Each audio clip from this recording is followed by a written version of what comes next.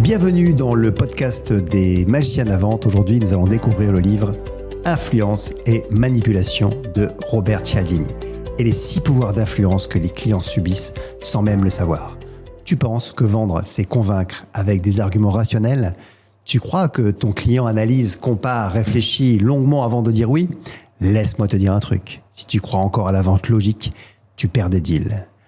Parce que la majorité des décisions d'achat sont tout sauf logiques. Elles sont émotionnelles, irrationnelles, souvent instinctives.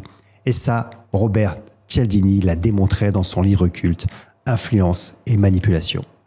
Ce psychologue social révèle les 6 leviers psychologiques qui font dire oui à un client parfois sans qu'il s'en rende compte. Il ne les a pas inventés en laboratoire, non.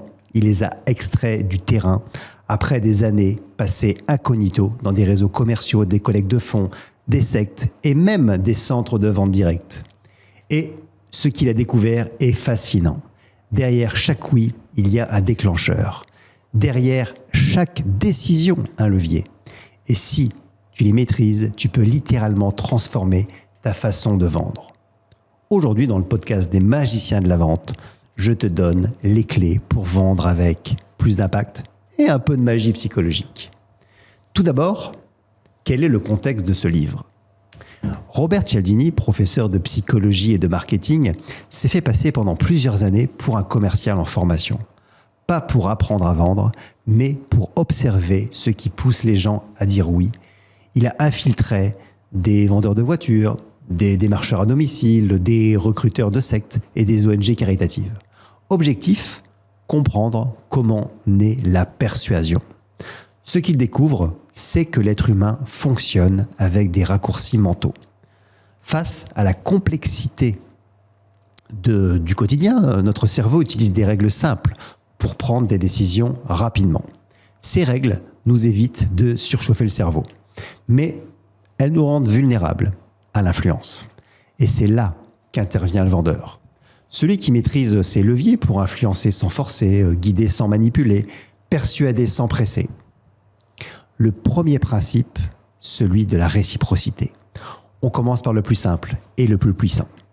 Quand quelqu'un nous donne quelque chose, on se sent obligé de rendre. C'est universel, culturel, biologique même. C'est ce qui explique pourquoi, quand un serveur t'offre un digestif, tu lui laisses un pourboire plus important. Ou pourquoi une ONG t'envoie des petits stickers avec sa lettre de donation. Du coup, en vente, ça donne quoi ? Tu proposes un audit gratuit, tu crées une dette implicite. Tu offres un document personnalisé, le client te doit de l'attention. Tu donnes un conseil sincère, il aura du mal à te raccrocher au nez. Magie commerciale, la valeur perçue de ce que tu offres doit être élevée. Évidemment, pas forcément cher, mais perçu comme utile et personnalisé. Attention, si la personne sent que ce que tu donnes est intéressé, le levier s'inverse. Il y a un mot pour ça, la manipulation. Et là, tu perds tout. Petite astuce terrain, commence toujours ton rendez-vous par un apport concret, sans rien demander. Tu changes la dynamique en ta faveur dès les 2 premières minutes. C'est un peu le principe des lead magnets en marketing. Tu donnes de la valeur pour donner confiance et pour que ton prospect achète. Deuxième principe, la preuve sociale. C'est simple. Quand on ne sait pas quoi faire, on regarde ce que font les autres. C'est un réflexe d'adaptation vieux comme l'humanité. Quand tout le monde court dans une direction, tu cours aussi, même si tu ne sais pas pourquoi. En vente, tu dis que plus de 2000 entreprises utilisent déjà ta solution, tu rassures. Tu montres des témoignages clients, tu crées de la confiance. Tu évoques une entreprise concurrente qui a signé, tu crées du FOMO, le fear of missing out, la peur de manquer quelque chose. Par exemple, les fiches produits Amazon sont des modèles de preuve sociale. Étoiles, commentaires, photos, questions-réponses. Alors comment exploiter cette méthode sur le terrain ? Utilise des chiffres précis, pas arrondis. Utilise des noms si possible. Utilise des cas clients similaires, à taille, secteur et fonction équivalentes. Par exemple, des entreprises comme la vôtre, dans votre région, ont déjà constaté et tu amènes un résultat concret. Troisième principe, la cohérence. Les gens veulent être cohérents avec ce qu'ils ont dit ou fait auparavant. C'est une question d'identité. Une fois qu'on a affirmé une opinion, on fait tout pour la défendre, même inconsciemment. En vente, c'est un levier phénoménal. Tu veux que ton prospect dise oui à ton offre, fais-lui dire oui à ses problèmes, à ses priorités, à ses envies, et rappelle-lui ce qu'il t'a dit. Exemple, vous m'avez dit il y a 10 minutes que gagner 1 heure par jour sur vos relances commerciales était un vrai enjeu. C'est exactement ce que permet notre solution. Tu le tiens par ses propres mots. Et là, il aura du mal à se contredire. C'est ce que je dis souvent, le commercial doit être un perroquet intelligent. Je te demande ce que tu cherches et ce que tu attends. Je reformule en disant si j'ai bien compris ce que tu cherches et ce que tu attends. C'est ça? Oui. Eh bien, ma solution répond à ce que tu cherches et ce que tu attends. Magie du questionnement fait dire à ton client ses vérités et construis ta vente dessus. 4e principe, l'autorité. On a naturellement tendance à suivre ceux qu'on perçoit comme des figures d'autorité. C'est un vieux réflexe d'obéissance. Il suffit de voir l'impact d'un uniforme ou d'un titre pour comprendre la puissance de ce levier. En vente, comment crées-tu l'autorité ? Avec un positionnement clair, tu es expert d'un sujet précis. Avec de la pédagogie, tu éduques au lieu de vendre. Avec des preuves, chiffres, résultats, retours clients, médias. En visio ou en rendez-vous, adopte une posture posée, ne survends pas. Incarne ton rôle d'expert. Les clients achètent rarement un produit.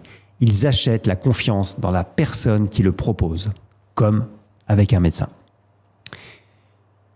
5e principe, la rareté. Ce qui est rare a plus de valeur. Et ce qui est disponible tout le temps paraît banal.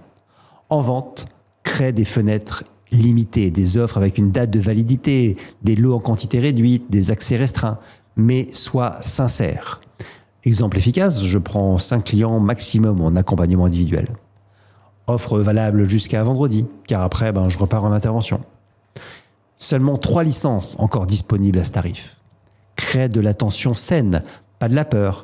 Il faut que le prospect se dise « Oui, si je ne saisis pas cette opportunité maintenant, je risque de le regretter. » 6e principe, la sympathie. C'est certainement le levier le plus sous-estimé.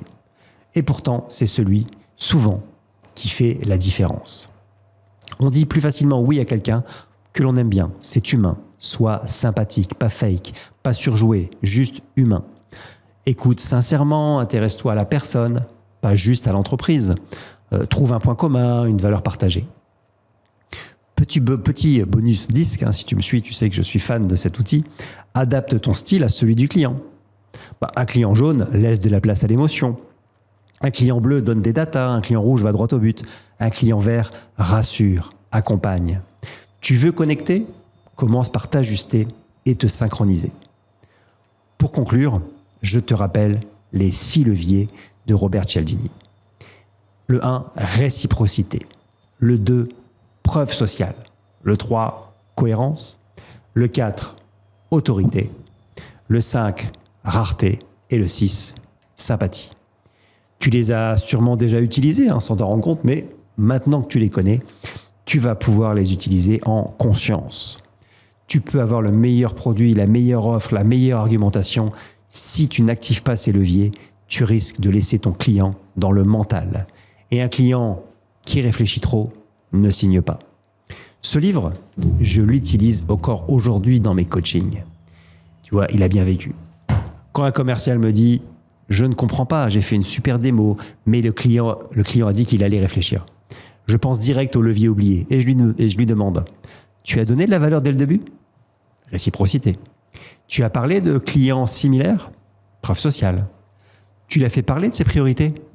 Cohérence. Tu t'es positionné comme un expert? Autorité. Tu as posé un cadre de temps clair? Rareté. Tu t'es connecté à lui vraiment? Sympathie. Quand on coche les 6, la magie opère. Voilà. C'était mon résumé de Influence et manipulation de Robert Cialdini. Merci d'avoir écouté Les magiciens de la vente. Et rappelle-toi, vendre, ce n'est pas convaincre, c'est activer les bons réflexes humains au bon moment. Pense à t'abonner pour rester informé des prochains épisodes et un petit like ou un commentaire, ça fait toujours plaisir. À bientôt.